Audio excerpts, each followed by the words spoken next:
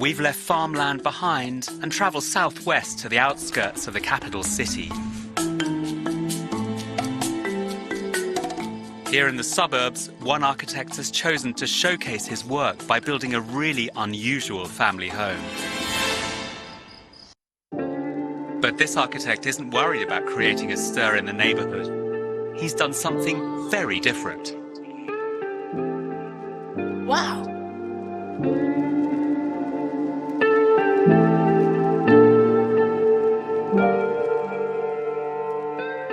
Unhampered by the usual strictures of a suburban build, this house wears its challenging architectural identity like armour, on the outside. For the ancient Greeks, Hemeroscopium was a place that only existed in the mind, a place defined by light. Will this concrete house live up to its namesake? This is a hugely grand entrance in the classical tradition. This is an extraordinary covered portico, but it's not a classical building. I mean, this is a building made out of huge bits of concrete, made out of what looks like pieces of bridge. It feels historic, doesn't it? It does. I mean, this is a bit of ancient Greece in many ways that's landed in a Spanish suburb. But it's made out of 21st century materials like concrete, and there's a swimming pool and a table tennis table and a speaker and... It's the ancient and the modern all in one place. Creating this home was a challenge. It took owner-architect Anton Garcia Abril a year just to calculate the exact positioning of each element. The house is made of 7 vast concrete and steel beams, each supporting the other in the form of an upward spiral, held in place by a 20-ton lump of granite, which acts as a counterweight. Outside, the beams form a large courtyard around the swimming pool. Downstairs, there's plenty of family living space, and upstairs, there's the main bedroom and another for the children. The real genius of this house is that it's made of sections of precast concrete and steel normally found in huge construction projects. Take a closer look at Hemeroscopium and bridges, motorways, overpasses and even drainage ditches start to appear. But miraculously, put it all together and the result is heroic.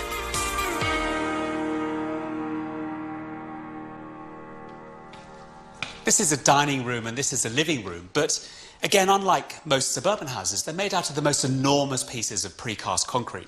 Of this scale, this is a precast concrete plank on the floor, the sort that you'd make a car park out of. And this inside and outside wall at the back here is a 20-metre long precast concrete I-beam.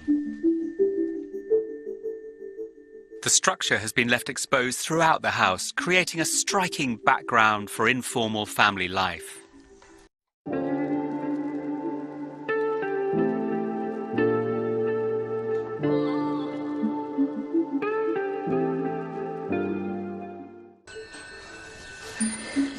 Imagine waking up in the morning and then thinking, oh, I just fancy a little bit of a swim. And just off your bedroom is this. The spectacular floating swimming pool is supposed to give the swimmer the experience of flying. I'm looking forward to taking flight later.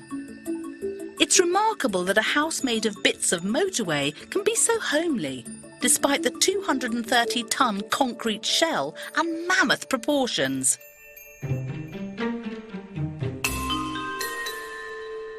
And the height of the house offers an added bonus. An outdoor space that would be the envy of any suburban curtain twitcher. And this is the perfect vantage point to see how this extraordinary house, this huge structure, sits in ordinary suburban Madrid.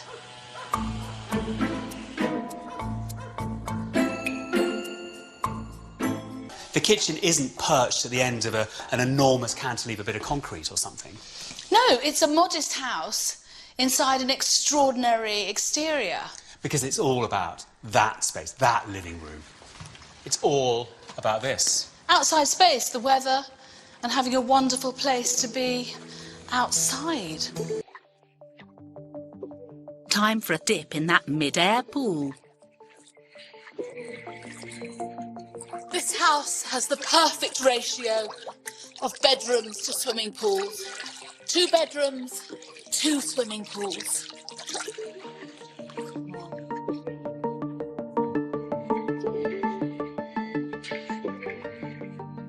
From its floating pool to its cantilevered structure, there's an interesting and unusual architectural mind at work here. I'm keen to find out more from Anton, the architect. So there's 7 key pieces of structure with a stone on top that stops everything from falling over, I guess. Well, there's helicoidal structure. It's a helix. It's a helix. Each piece is absolutely essential to the equilibrium of the whole. And all that circuit culminates with the 20-ton granite stone. Unsurprisingly, not many building contractors would touch Anton's house with a barge pole, which meant he had to oversee the work himself. Having calculated every position and maneuver in advance, it took just 7 days to build the structure of his family home.